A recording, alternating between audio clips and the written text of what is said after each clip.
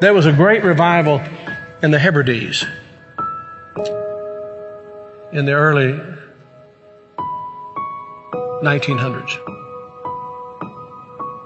Began to moved up to the pleading for it into the 40s. Maybe we could say it topped out in the early 50s. Two old women, one was 84 years old and one was 82 years old. One was blind and one was humped over so badly with spinal stenosis, just arched over. But they had passion for revival. They wanted God to work. This is what happened. They couldn't even get out to the church to pray. They couldn't even get out to the church to worship. Their house became a place to meet. People came in. They got so passionate about revival coming to their isle, the Isle of Lewis. They got so passionate about it. They confronted the preacher and wanted to know if he was thoroughly right with God. And they prayed and prayed and prayed. And they'd seen the Lord, they said, with the church filled up and God blessing, a great overflow. And the fire of God struck that tiny little obscure place off the coast of Scotland. And when it happened, there was a young teenage boy that got saved in it. His name was Donald. And the preacher became so dependent upon Donald and so close to Donald, he would ask him to lead in public prayers and help him with the meetings, and he did. Oh, how God worked. People began to hear about it, and the revival fire spread. It spread. And God blessed in a great way. Those two old women, the kind of people don't want in a church anymore.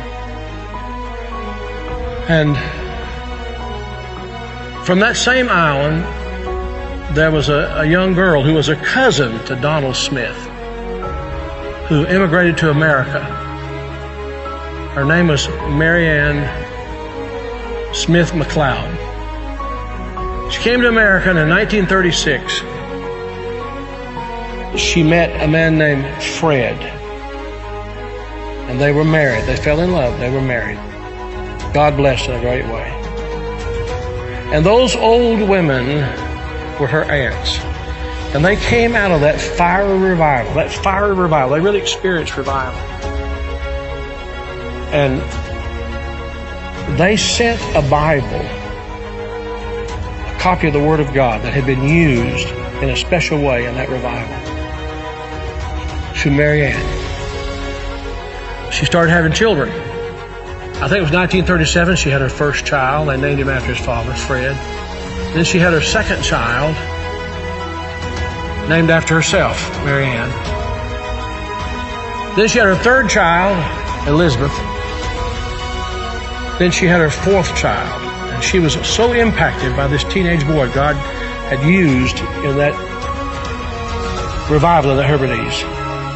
She named him Donald. And she gave him that Bible, the Hebrides Revival Bible. He was born in 1946. He's now the 45th President of the United States. And that Revival Bible is in the Oval Office. I'm saying to you, I don't know how, why, I don't know how it all comes together. But I believe God is putting some things together to give us just a window.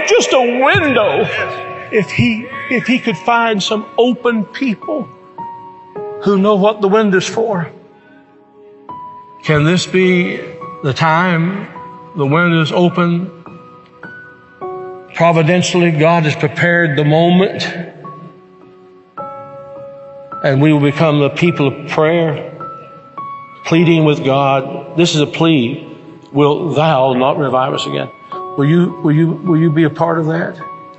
Will you?